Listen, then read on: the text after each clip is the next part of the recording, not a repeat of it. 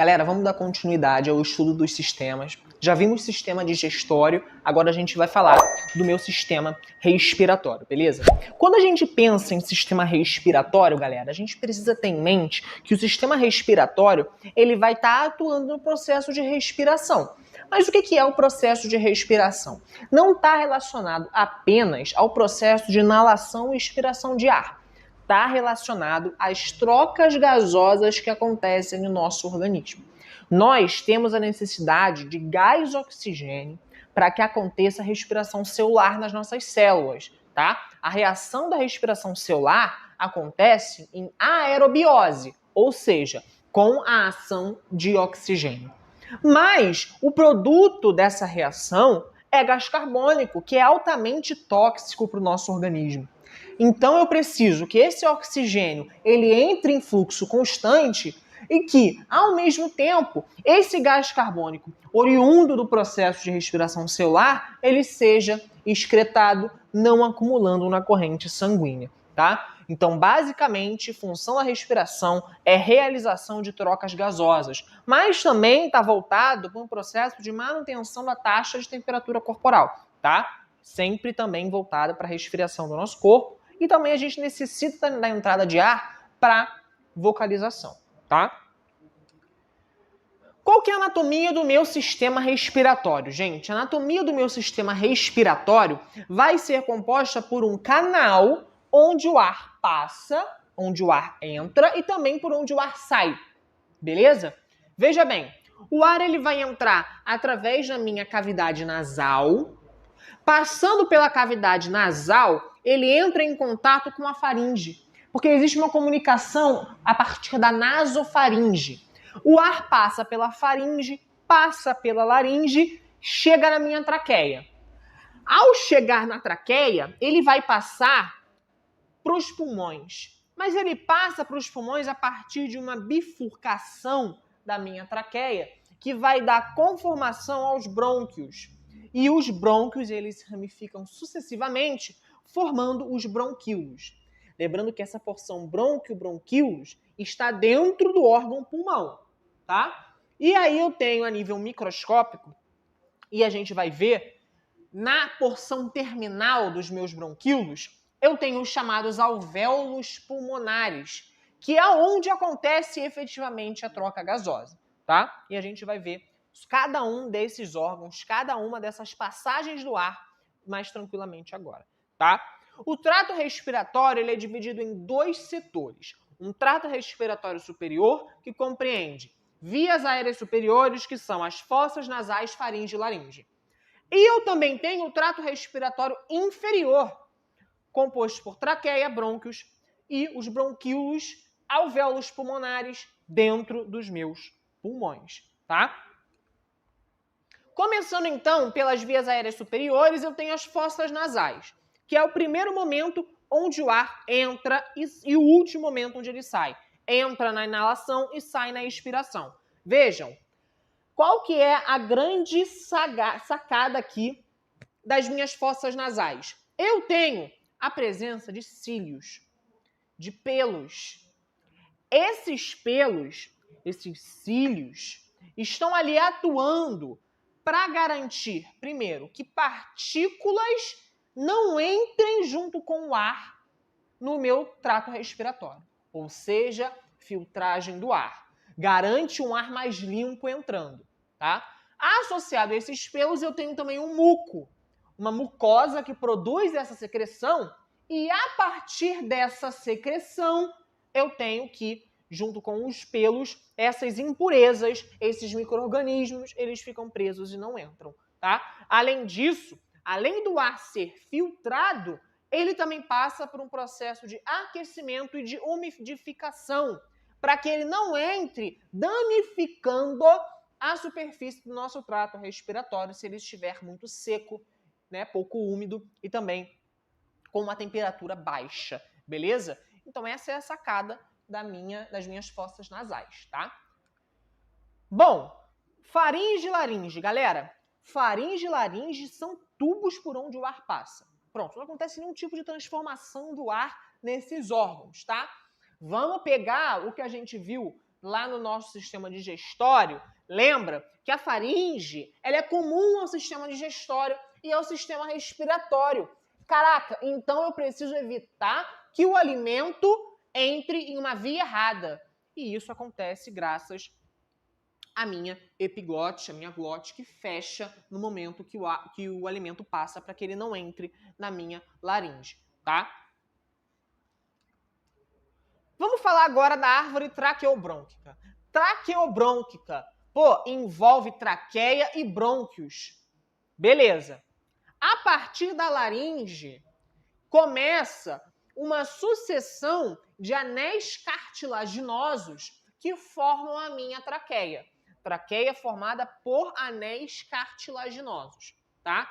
A traqueia, ela também é revestida de cílios e secreta muco, assim como as nossas fossas nasais, para que promova uma contínua filtragem do ar. Já teve uma pré-filtragem nas minhas fossas nasais e vai ter mais uma filtragem a partir da minha traqueia, que tem essa estrutura com pelos e uma mucosa, tá? A traqueia, ela se bifurca na região inferior do nosso trato respiratório. Essa bifurcação acontece porque nós temos dois pulmões. Então, uma traqueia se ramifica, uma parte da traqueia se ramifica e a outra vai se ramificar para outro pulmão, formando os brônquios, tá? Dois brônquios, à medida que eles vão penetrando no pulmão, eles vão se ramificando. Se ramificando, eles formam os bronquíolos, tá? E a nível microscópico, eu tenho que os terminais dos meus bronquíolos formam pequenas bolsas teciduais, que são os alvéolos pulmonares, tá? Os alvéolos pulmonares são bolsas que são altamente vascularizadas, ou seja, são recobertas por vasos sanguíneos, por capilares sanguíneos. Qual que é a sacada aqui? Como que o meu gás respiratório, oxigênio e gás carbônico pode ser levado para o meu corpo? Através da circulação sanguínea. Ele é diluído na minha circulação sanguínea. Por isso que eu preciso que os alvéolos, gente, eles sejam altamente vascularizados, porque a troca gasosa a nível alveolar está relacionado à sua relação com os vasos sanguíneos, beleza? Então aqui a gente consegue ver, né, ó, traqueia, brônquios, bronquíolos, pegando uma visão microscópica, alvéolos pulmonares, totalmente vascularizados. Show? Pulmões. Temos dois pulmões, que são órgãos esponjosos, que são envolvidos, revestidos por uma membrana, chamada de pleura. Gente, qual que é a importância de eu ter o meu pulmão revestido por uma membrana? O que acontece quando a gente respira? Esse pulmão infla, ele aumenta o volume. Para que tenha menor atrito dele com as cavidades internas do nosso corpo, eu preciso revestir ele por uma membrana serosa, tá? Para facilitar a movimentação do pulmão no ato respiratório, tá? As pleuras são visceral e parietal, tá? A visceral ela é mais interna, está aderida ao pulmão, e a parietal é mais externa, próxima da caixa torácica. Entre elas, existe um líquido, chamado de líquido pleural, que diminui o atrito do pulmão, facilita o deslocamento do pulmão durante o ato respiratório, tá? Os pulmões, eles são divididos em setores, chamados de lobos, tá? Porém, não tem a mesma quantidade de lobos nos pulmões, tá? O pulmão direito, ele tem 3 lobos. Já o esquerdo tem 2. Por que essa diferença, professor? Essa diferença justamente porque do lado esquerdo, alojado no lado esquerdo, eu tenho o meu coração, tá? Então ele precisa ser menor justamente por conta do espaço que é ocupado pelo coração, que é o chamado mediastino, tá? Então aqui a gente consegue ver claramente esses 3 lobos no direito e os 2 lobos no esquerdo, justamente por conta da localização do meu coração. Bom, lembra, os órgãos respiratórios, eles funcionam como passagem do ar e local de troca gasosa. Mas como que o ar chega nos meus órgãos respiratórios? A partir da ação muscular do diafragma e dos músculos intercostais, pela contração e relaxamento desses músculos é que, por diferença de pressão do ar, o ar entra ou sai, tá? E a gente vai ver como que isso acontece. Vejam, existem dois movimentos respiratórios. O movimento de inspiração do ar, onde o ar entra, e o momento de expiração do ar, onde o ar sai. Isso acontece pela ação da minha caixa torácica, dos músculos intercostais e do meu diafragma, que também é um músculo. Vejam, no momento da inspiração, eu preciso que o meu pulmão infle, que ele aumente de volume. Isso acontece porque a minha cavidade torácica se expande, permitindo esse aumento de volume pulmonar. Mas essa expansão acontece pela contração dos músculos intercostais e do meu diafragma. Quando o meu músculo intercostal e quando o meu diafragma eles se encontram em posição de relaxamento, a minha cavidade torácica se contrai e o ar é expelido, tá? Então, os movimentos inspiratórios e expiratórios estão relacionados, respectivamente, à contração do diafragma e dos músculos intercostais e ao relaxamento do diafragma e dos músculos intercostais. Isso está relacionado à diferença de pressão do ar no interior dos pulmões. Porque no momento da inspiração, a pressão dentro dos pulmões diminui. Então, ela fica menor do que a pressão atmosférica. E aí, a diminuição da pressão intrapulmonar causa a entrada do ar nos pulmões. Facilita a inspiração. Já no momento expiratório, essa pressão pulmonar aumenta. E isso força a saída do ar para o meio externo. Esse ar, então, ele é expirado. Show? Bom, sistema respiratório, a gente já viu as questões físicas da coisa. Como que o ar entra e sai do nosso trato respiratório. Mas a fisiologia desse trato respiratório está relacionada às trocas gasosas que acontecem a partir da relação circulação sanguínea e inspiração e expiração pulmonar, tá? Vejam, a troca gasosa que acontece a nível de alvéolo pulmonar, ela é chamada de hematose. É a parte mais importante do meu trato respiratório porque ela que garante a troca dos gases. Oxigênio entrou pela inspiração, precisa ser dissolvido na corrente sanguínea. Gás carbônico chegou no alvéolo a partir da corrente sanguínea e precisa ser expirado, tá? Então é isso que acontece na minha hematose, na troca gasosa, tá? Então vejam, nos alvéolos pulmonares, o gás oxigênio que estava presente no ar inspirado, ele vai passar para o sangue. Mas ele passa para o sangue graças à ação de células sanguíneas, as hemácias ou glóbulos vermelhos. Porque as hemácias, elas têm profunda afinidade com os gases respiratórios, graças a uma substância que conforma a hemácia, que é a hemoglobina. A hemoglobina é a substância que tem afinidade com os gases respiratórios, graças à ação do ferro que compõe essa substância, tá?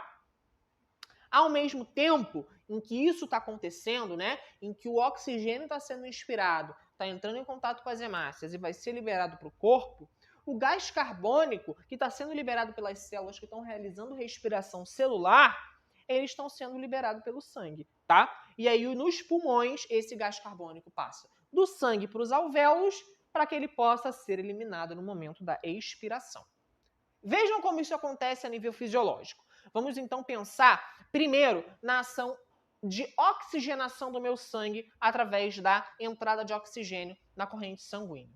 Lembrem que a hemoglobina tem afinidade com os gases respiratórios. Quando ela reage com o oxigênio, ela forma um combinado chamado oxihemoglobina. A oxihemoglobina, então, é a conformação do oxigênio reagindo com a hemoglobina para que ele possa ser carreado pelas hemácias, levando para os diversos tecidos do corpo, tá? Isso acontece por conta do chamado radical M, em que a combinação do oxigênio que entrou na hemácia com a hemoglobina acontece graças a ele, porque ele está presente na hemoglobina. Ele é composto, basicamente, de um sítio ativo, um local onde o oxigênio se liga à hemoglobina, tá? Lembrem, por exemplo, das minhas enzimas, que elas têm um sítio de ligação com o substrato. O radical M é o sítio de ligação da hemoglobina com o oxigênio, tá? E aí a conformação oxihemoglobina leva o oxigênio para oxigenar as células dos diversos tecidos do nosso corpo. Já com relação ao transporte de gás carbônico, por que eu não posso ter o gás carbônico em alta concentração no meu sangue? Não posso ter porque esse gás carbônico ele tem um pH ácido. E se ele estiver em alta concentração, causa acidose sanguínea, tá? Quando esse gás carbônico está em associação com hemoglobina, ele recebe o nome de carbohemoglobina, tá? E grande parte do gás carbônico que penetrou na hemácia passa por uma reação química com água, por ação de uma enzima chamada de anidrase carbônica, formando o chamado ácido carbônico, A2CO3. E aí ele se dissocia em íons bicarbonatos, tá?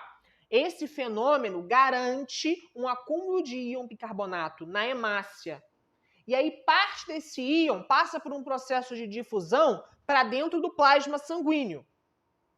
Isso garante que, simultaneamente, eu tenha entrada de íons cloreto e difusão de água para o interior da hemácia, tá? E aí isso garante um estabelecimento de um equilíbrio osmótico, facilitando o aumento do volume da hemácia para que ela consiga carrear altas concentrações de gás carbônico, tá?